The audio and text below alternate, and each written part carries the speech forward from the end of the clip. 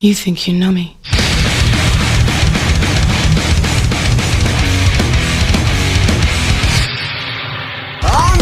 Today at Security VIP, we feature the co-founder of Vision Insites, Chris Anderson. Get ready for nothing but the truth.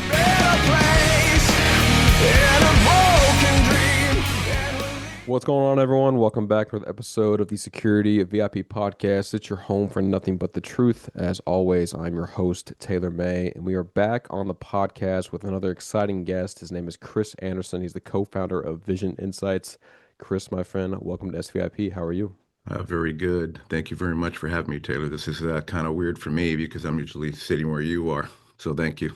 Yeah, I know. I was. It's always weird for me to be a guest on someone else's podcast because I'm usually the one hosting podcasts. Because I was on a podcast a couple weeks ago for another gentleman in the industry, and it was just weird being the one interviewed, versus me being the one asking questions. So I get it. Yeah.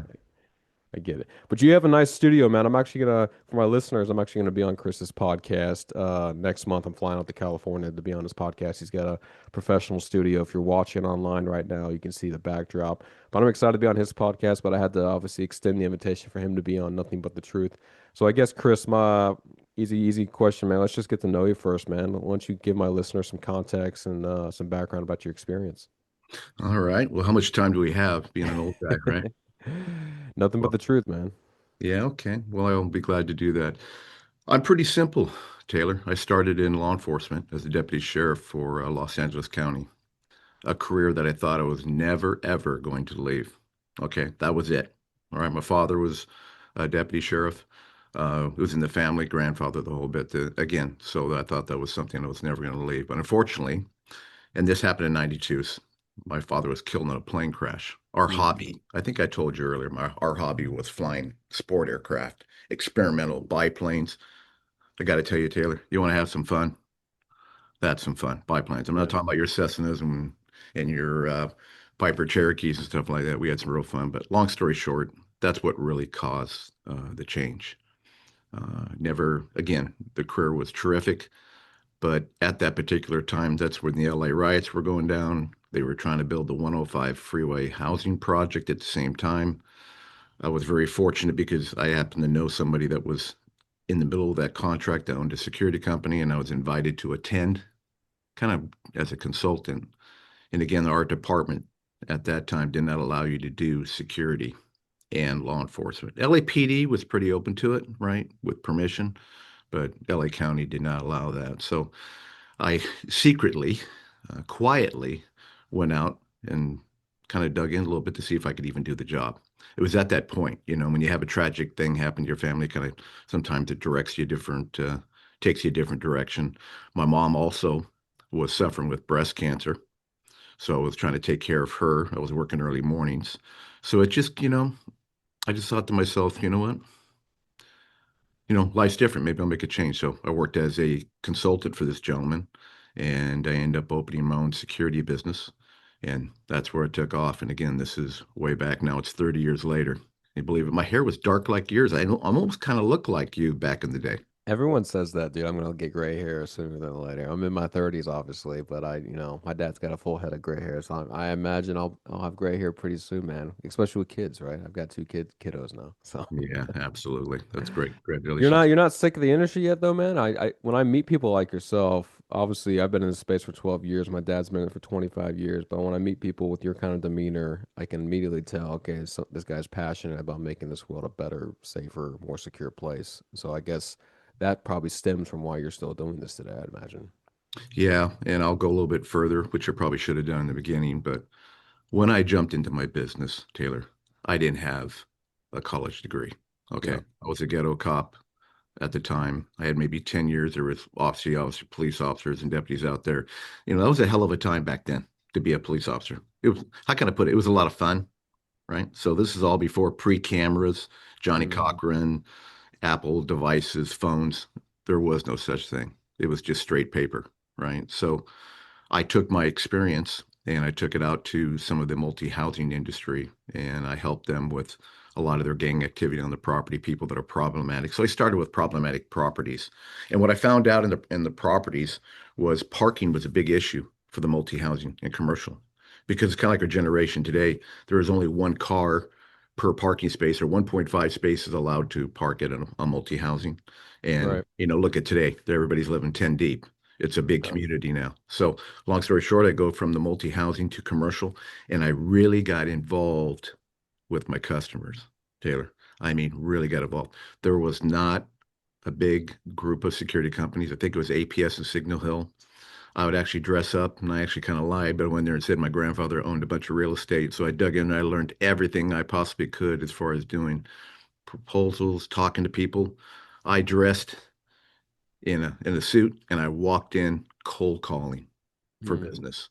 And I was in the car constantly.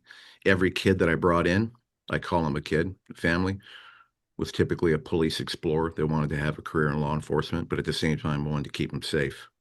So it's very important that I stayed with them. I worked with them because the last thing I wanted to do is have them get in trouble playing police on the property. Because truly back then, it kind of still is today. It's changing. We'll probably get into that, but it's all about observe and report back then. Yeah. So a guard in a good uniform that could write decent paper without a Disneyland pencil or a crayon, you had it made, right? And you could do a pretty good job because the pay wasn't too terrible. It was kind of new. We didn't have the reputation wasn't as bad back then because it was kind of new. So that's how far back it goes. And then from there, just learning that, which, as you know, took me to Silver Track Software. Yeah. That's when the internet started to come out. And what a time, what a ride. But I was in the trenches. Well, you mentioned it being more fun back then. Is that because you mentioned obviously lack of technology back then? Was crime more rampant back then, where it was more fun for you to catch the bad guys, or go more into depth in that? I want to hear more of that more story. Well, obviously, cameras are a big thing, right? Right. Today, everybody's got a camera. Everybody's trying, nobody likes the police, right?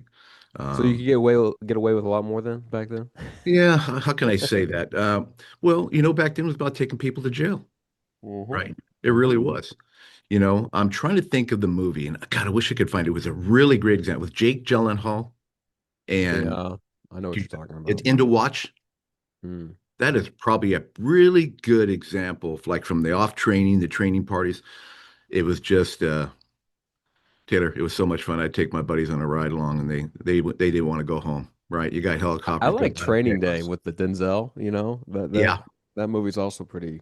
You training know. training day is pretty tough. That was pretty stretched out there. Yeah, yeah, And there were some parts in to watch where the deputy or I'm sorry, the police officers are getting involved kind of heavily with the narcotics and with the, right. yeah, a little stretch there. But as far as the atmosphere, it was a lot of fun. It really was. But today it's so restrictive now because and I got to be careful, because people are going to look at me like, oh, you were a bad guy. And that certainly wasn't the case. I really cared about people and I cared about the environment. It was all about community-based policing, working with the people on the streets, talking to them, learning what's going on, right? And taking bad guys to jail. Now you can't even have a conversation without filling an FIR card out, right? And why'd you Mm. stop them? And what was the reason for your stop? So where I'm going, it's making, it's making that job very, very tough.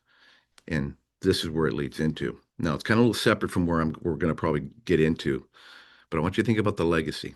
I want you to Yeah. think about where security is going today. The clients are asking a lot more from security personnel because the police can't be there. Even though we have technology, which changes things too, but the demand is really super high. Now, how do we keep our people safe, and how do you pay people the amount that we're paying them to go out and put a uniform, look like a peace officer, right? And then have the client's expectations change to where because the police can't respond anymore, Taylor. 911, you're looking at it's got to be a hot call and in minimum, I'm just going to say it. You're lucky to get somebody there at all, if not 45 minutes to an hour. So you better not have a crisis. Yeah.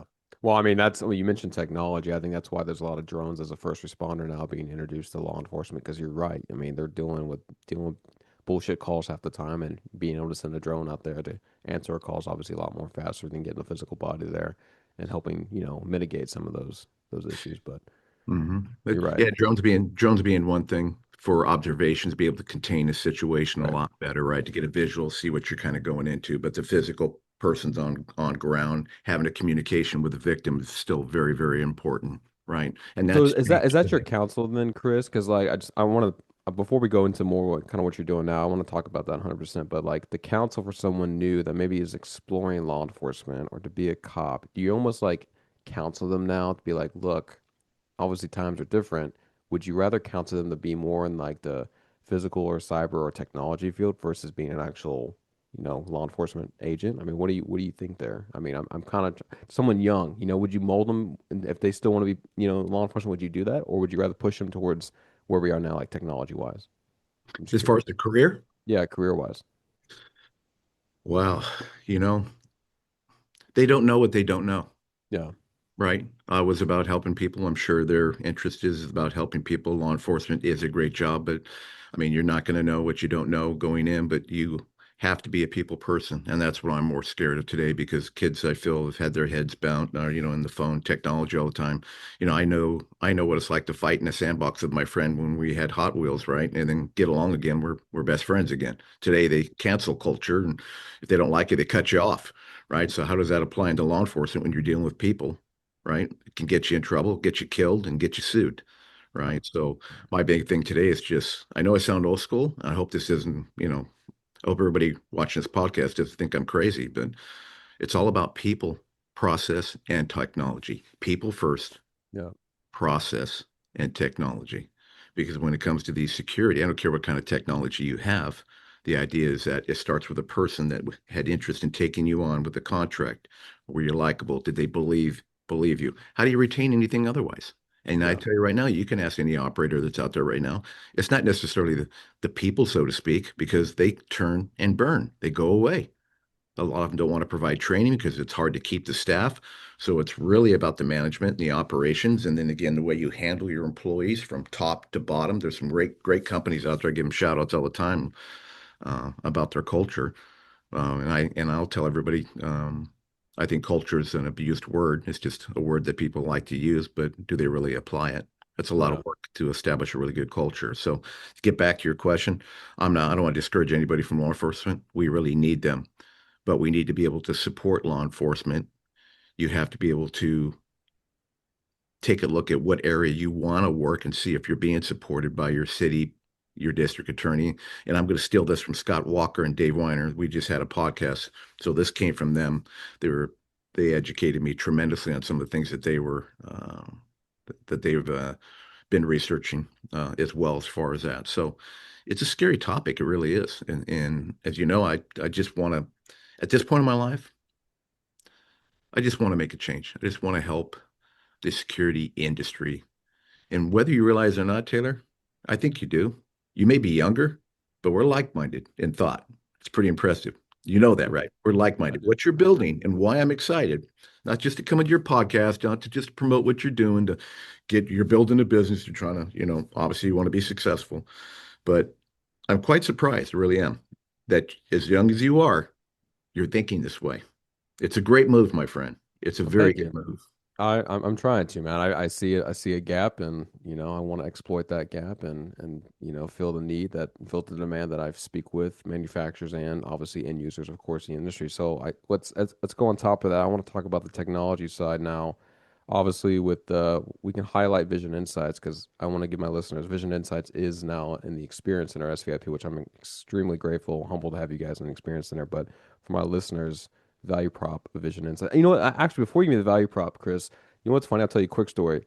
There's a company called what are they? United Protective Services, I think, out of Houston. Yeah, United Protective Services out of Houston. They actually told me there's a guy named Chadwick Colton. You might know him. Chadwick Colton. He actually reached out to me and said, "Hey, man, saw that Vision Insights is going to be your experience there. We actually use their technology and we love it." So I'm like, that's just a huge validation. And before I even go into the value prop, someone reached out to me about you guys because they saw the post about you guys being the experience center. So with that context in mind, Chris, why don't you give us some value prop of Vision Insights and what you guys are doing? So I think it's very important before I do that, to kind of let everybody know, not only did I run 4 to 5 security Yeah. companies in my lifetime. All right. I was the founder of Silver Truck Software. I was the originator, and I can honestly say that originator, at least here in North America, with Silver Truck, and that's real-time reporting technology.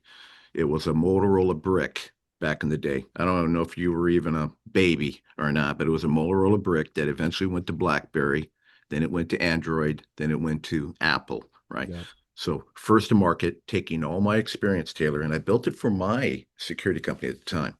It was not a product that came on a napkin. This was hard work in the field, doing parking management, doing security incident management, and doing maintenance management, and working with my clients and understanding each one of their job roles, what their expectations are as a client of mine, whether it was a multi-housing, commercial, hospitals. I worked with all of them. All right. So imagine all that data, all that experience. And that's how the software was built. Well, it grew my company to it grew my company pretty fast. And Yeah. the other security operators were looking at me like, what are you doing? Only problem at the time, it was $500 a device, right? You know what everybody told me? And you just starting this out in business, right? Everybody said, Yep. no, my clients love paper. They'll never do that. They don't like technology. They're going to stick with paper. And honestly, I sat there and thought to myself, wow, I can't be that smart.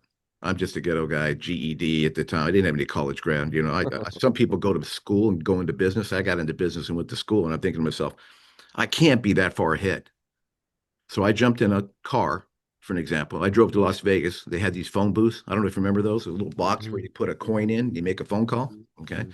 Anyways, I ripped out that some security companies in the phone book, their name and addresses, and I drove in the door, and I literally had to walk door to door and explain to the owner and share my background with them and what I was doing, and that's how slowly but surely SilverTrack took place, and now we're talking 20 years. I got acquired in 2019, and by the way, I'll set the record straight on here.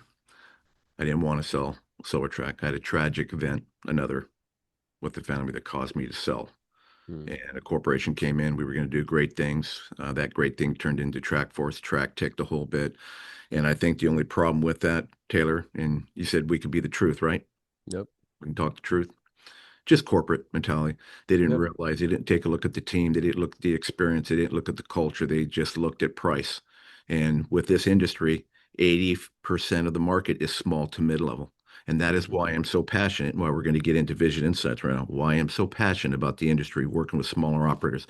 I've been through the pain, I've been through the divorces, I've lost a child in business. I mean, it is a 24-hour business. It could be very lucrative, but you Yep. got to be very, very careful. It's not just the idea of just being an entrepreneur. And I want to be able to Mhm. share, at least minimum, what I can do is share that experience with the operators and with you. And again, for what you're putting together, it's great. You're going to streamline that process for them, get rid of the white noise, and we're going to start signaling right to the client. So where did that lead? Where does that take this? That takes us to our turning moments in vision, Taylor, was an accident. Mhm. I wasn't going to go back and do this again. After my Yeah. non-compete ended, long story short, AI comes to play. And a gentleman that was working with ChatGPT at the time said, "Hey, can you imagine this, Chris? Can you imagine if we took your 30-year database, everything you had, and trust me, Taylor, I'm pinned to paper. Look, I kept those boxes forever.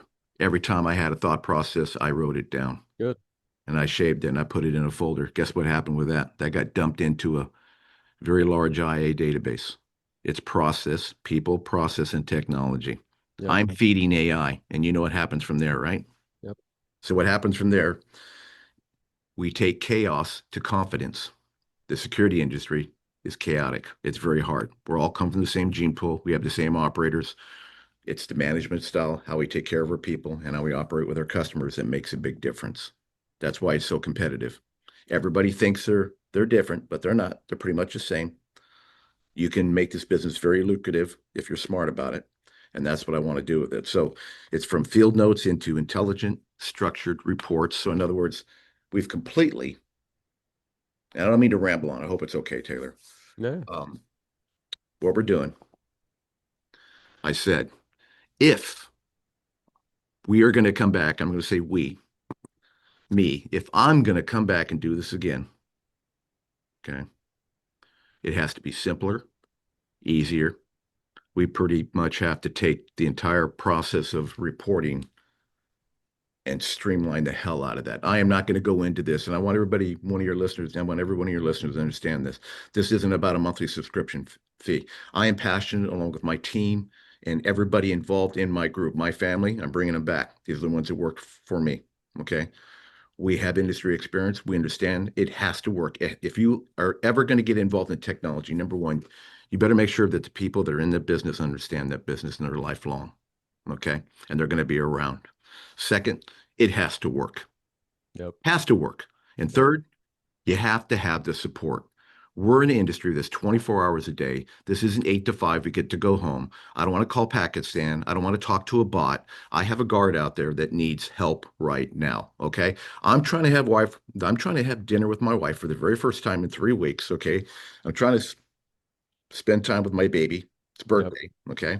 I've got a big contract going tonight. I've given it to my operations team, but your device is in their hand. And for some reason, my guard's struggling. I cannot blow that first night. Yep. So help me. I'm going to go back to the Jerry Maguire. Watch that one. Help me help you. Yep. And that's our philosophy. I take that guard right from the very beginning because I understand him. Don't go anywhere. Hold tight. Is your phone turned on? You get where I'm going? We walk them through. That's the experience. The technology, phenomenal. I'll get into that in a second. But the key is, and why that gentleman called from United, by the way, great company, by the way, Andy Allen, Grant Gerber, that's a culture. Yep. Okay. They get it. So that's the support side. Now, let's make it simpler on the handheld. I want my officer in the future, today, what vision, to press just a plus button and tell me what's happening. I wanted to take the information that he's trying to say, whether it was Chinese, Spanish, whatever it may be, and I want you to be able to correct it. Okay. But before you correct it, not ChatGPT, I want you to go into Chris Anderson's library, the Vision Library, that 30 years experience, and go grab that stuff. Go try to find that today. Okay. That's a legacy material that's inside that AI database, by the way, which gets smarter every day. All right. Anyhow, after he's done talking and taking his photo, it's going to go into our database and it's going to go, oh, this is a commercial property that this person's trying to submit. Let's evaluate it. Let's determine the risk and the liability involved. In fact, better yet, is this urgent? Is this a caution item? Is this just a routine inspection? Where should we send it? Who should receive it?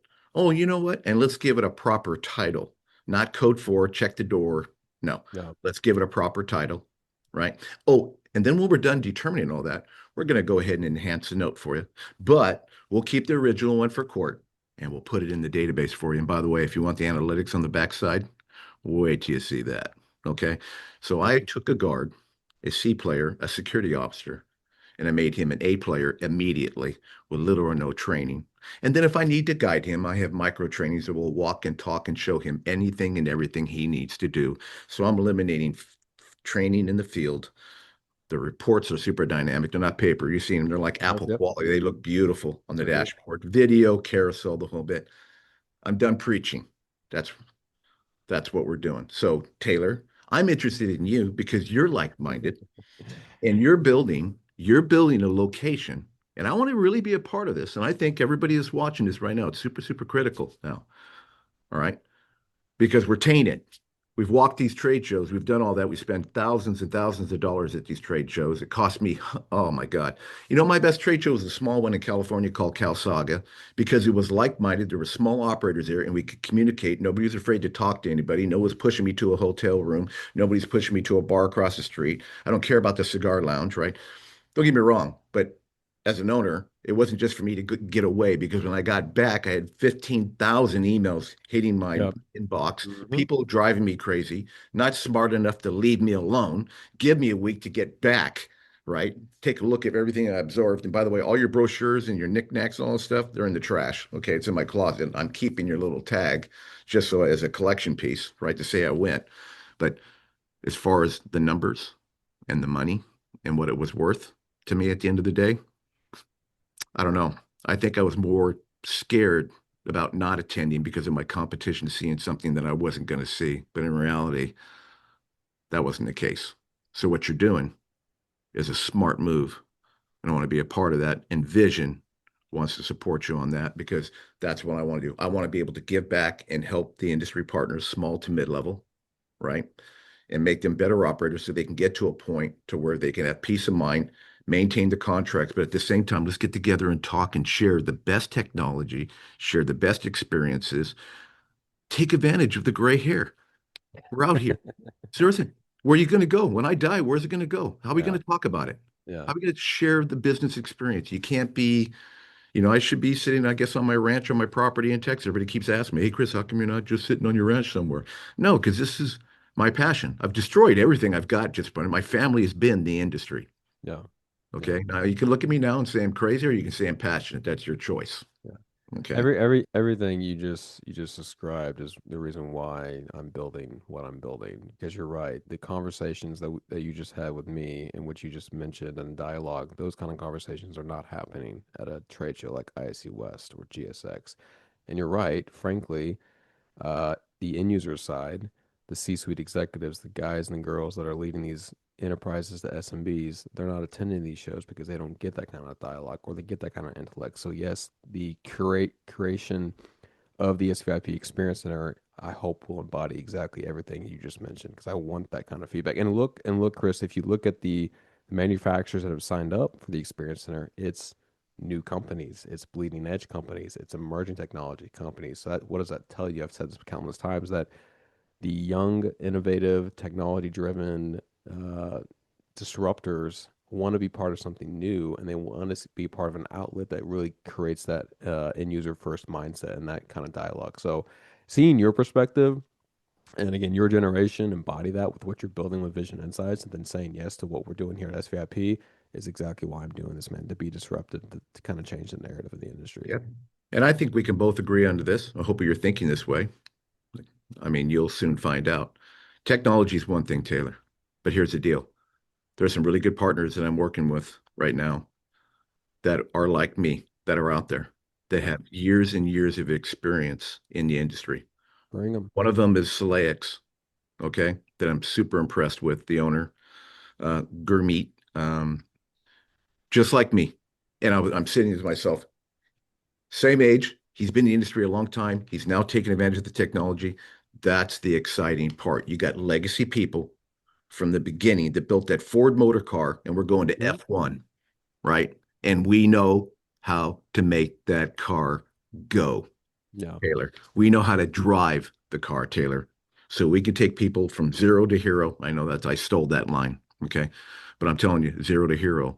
But I'm hoping this is going to be an effort. You're building something great, but it's going to be an effort from the people you bring in to keep that concept, keep that philosophy and what we're doing. Not a matter of you've got money, you want to sit on my cool wall here in Dallas. No, we want you to bring something to the table and be sincere and be helpful.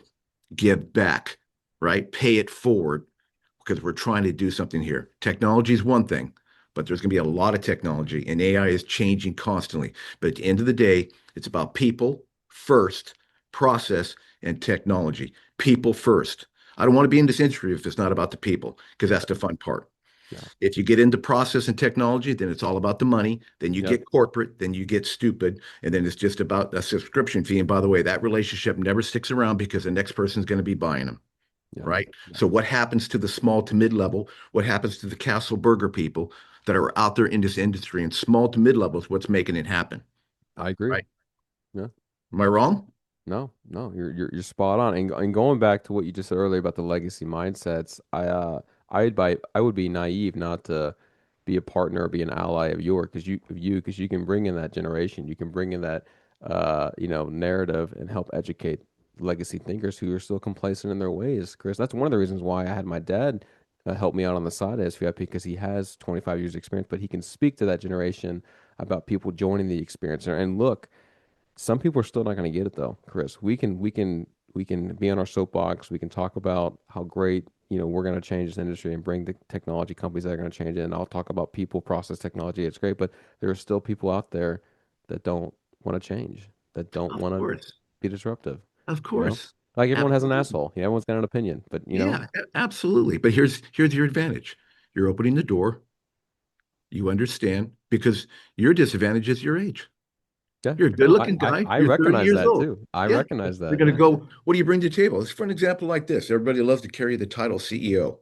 yeah. Do you know what's involved in being a CEO? Does anybody really know what's involved? You got to look at the guy's portfolio. Go to LinkedIn, start from the very bottom, and he's cleaning the trash cans and he's worked his way all the way up, Yep.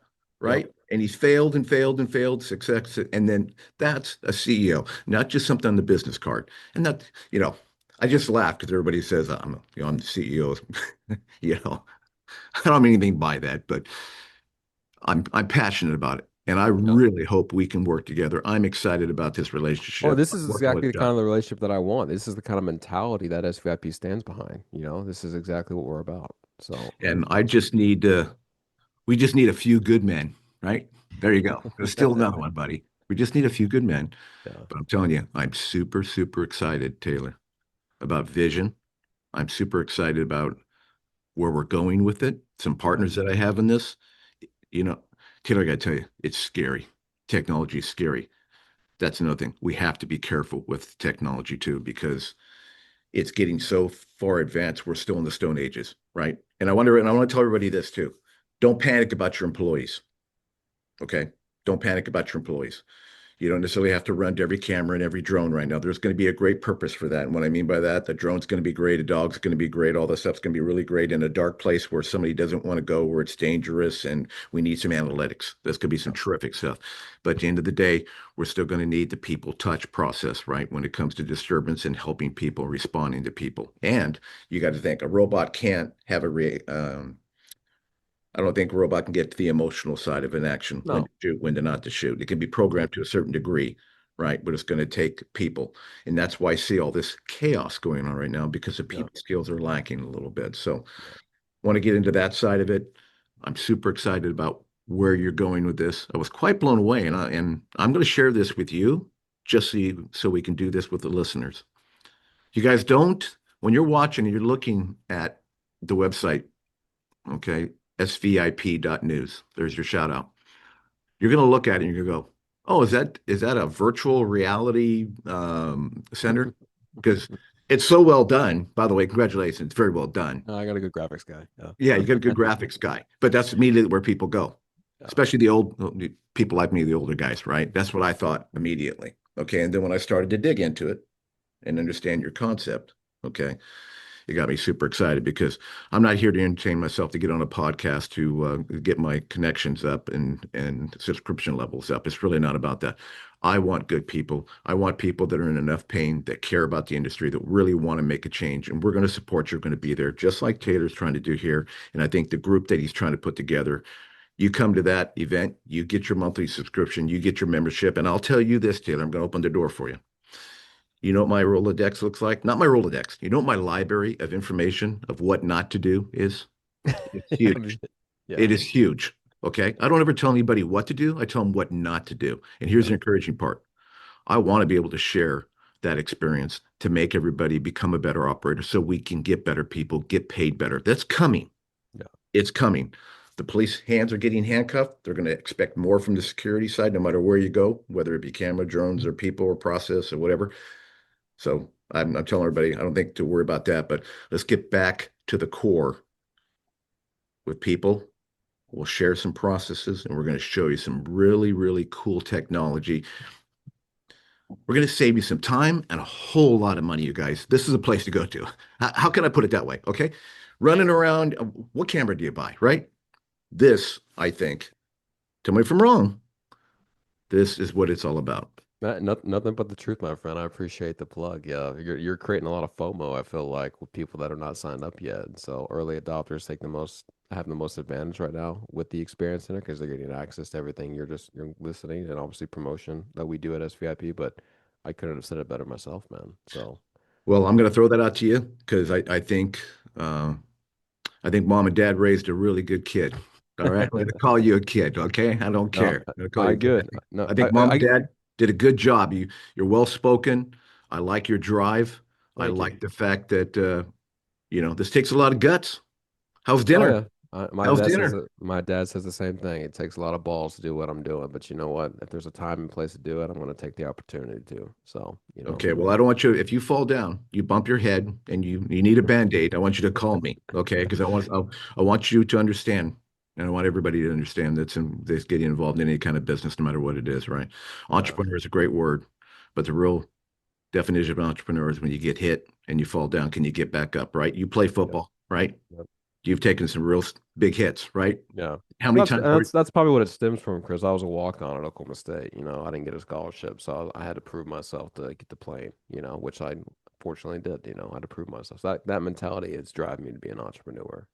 So So when you got hit real hard, I mean, really, really hard, and you were trying to catch your breath, did you think just for a second, like, oh my God, is this where I want to go? Is I, this it? I, I mean, I've had that thought multiple times when I was playing, but I think what people don't realize when you're a walk-on playing for a Division I school, you can't, you cannot be hurt. Like you can't show hurtness. You can't show weakness because if you're hurt as a walk-on, they'll either cut you immediately or they'll never fucking let you start or even have the opportunity to play again. So my mentality was like whenever I got knocked down, I got my ass kicked or head collision, stuff like that. Like I can't show the coaches that I'm hurting, even though internally like that was a fucking hard hit.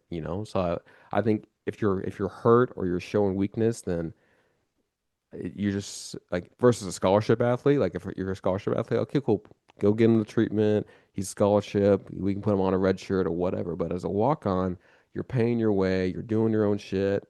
That was my mentality. It's like, look, yeah, believe me, there's plenty of times where I was fucking hurting, but I did not show that I was hurting, because I wanted to play. And so that was just my mindset as a walk on, which I've said this before too now, Chris. I wish I played now, man, because all the NIL money floating around. But, that's a whole different conversation. So, My friend, like I wrote to you on your LinkedIn, life is a movie, yeah, okay? And yeah, what you're doing is that's a career, okay? yeah, It is a career. So the last thing I wanted to say, if it's okay to say, on yep. going back to, I'll just say software in general or technology, you guys that are out there, be very careful with your business to get involved with all-in-one solutions. I'm not saying this, it's a bad thing, and I know you're thinking about saving time, but no matter what you get involved in, really think about the partnerships that you're with on somebody that's really going to support you and be a professional in that vertical. Like, say, for an example, real-time reporting. Not going to toot my own horn, but if you really, really want to talk about real-time reporting, you should call me, right? I can Yeah, teach you I agree. parking, incident management, maintenance. I can teach you about everything about your client, each and every vertical, because I did it. Okay. So I'm probably a good resource for an example. So if it comes to a payroll, you should think the same way. Somebody that's lifelong, that's been there, that really understands it, that's willing to pick up the phone. And then on your scheduling side, you should be thinking the same way, right? That's where it counts, because if you're thinking just about the dollar, I want you to think about the dollar. If that person doesn't pick up the phone and it costs you a problem, or it costs you a contract, or it takes forever to get it set up and it's not working properly. And then you get to a point to where you're stuck and you don't want change because nobody likes change. Your employees don't like change. Your clients don't like change, no matter how bad the software is. And then you just hope you can get through it. You're bleeding, right? It never stops. So that's what this is for. That's what I'm about. So think about that. I think this is going to be a fantastic resource. I'm going to do everything I can to support Taylor to make it a great one on my end. That's what my podcast is about at the same time. Can't wait to get you on that podcast. I'm excited, man. Anybody out there just wants to talk about, you just call me. You got my cell. You want to talk about pain, you want to talk about all that fun, I'm the guy. Okay, I'm the guy. Last question, Chris, before we wrap up from my perspective, man. I guess the guarding companies would just makes complete sense to have Vision Insights, but any other goals or maybe market that you're exploring for 26 to have the technology more adopted in? Yeah, thank you very much for mentioning that, Taylor. I just would have flipped out if I would have forgot to tell you this. Of course, this technology was built. It was built for, we're a data company, guys. I have, we have, my partners and I and team have put something together that supports your client base, whether it be the commercial, the multi-housing. It's AI now. So I just want you to think of this one big gene pool, bunch of mobile devices until they go to the goggles, right? Until they go to the goggles, right? Anybody who wants to talk into this, it's going into our database, and it's all going to create unbelievable analytics. And then we can go in and ask our favorite friend robot right on the screen, our AI model, and say, hey, Kevin, that's his name. Kevin, tell me what's going on in Sacramento. Give me all the properties that are at high risk, high level, right? That's where it's going, whether it's landscaping, pool vendor, maintenance teams, concierge service, security officer, drone, camera. I'm coming. I'm coming, and I'm coming with him. All right. Nothing but and that's why I wanted you to say that real quick because there's so many applications for what you're doing and hitting the industry beyond just security, right? So that's why I wanted you to highlight that. So Yeah. thank Nothing you. but the truth, Taylor. That's Stand right. by, you guys. I'm super excited. You haven't seen anything. We're going to do this together, Taylor, hopefully. Okay. I'm not trying to We get are. involved in your business, but I'm passionate about what you're doing, and I want to see you do it right for the same reason. For the same reason. If more people want more information about yourself, Chris, the podcast, and the company, where's the best place to do that, my friend? Well, you can go to Vision Insights. And let me spell that correctly for everybody. It's INSITES.com. Okay. Yep. And I definitely do want to say this too. I want to give a shout out to my partners, Alex Ackerman and Arthur Williams. Couldn't have been a company without them. This is a team effort in addition to my family. They're not my employees, they're my family. And then that's Thomas Johnson and Curtis Sarnecki and Grant Lipsky and Jacob Tofolio. The list goes on. Okay. And I'm giving them a shout out for a reason. All right. I love you guys. Thank you for supporting me. Thank you for being part of this business. And I just wanted to say that for the record because I want everybody to stand that too. That's a big part of your team is your family. Your business is your family. And make sure you treat your business like your family. That's a whole nother gift. It's God's law, man. I'll just put it that way. How about that? I love that, man. Mic drop. That's a phenomenal way to end a fucking episode on nothing but the truth. So much, Chris. It's a pleasure, man. I'm looking forward to coming out there next month and being on the podcast. But thank you for spending some time with me today. Thank you. And I'm looking forward to it more than you are. Guys and girls, I was Chris Anderson, co-founder of Vision Insights. Make sure to go follow him and connect with him on LinkedIn. Check out the company when you get a chance, as well as his podcast. As I said, I'm going to be on his podcast next month, so stay tuned for that episode to launch. If you want more information about our podcast series here at SVIP, make sure to follow us on LinkedIn at SVIP. Check out our website at svip.news. We're on every single major streaming platform, Spotify, Pandora, Apple, Amazon. The list goes on. You guys stay safe out there. We'll catch you guys on the next one.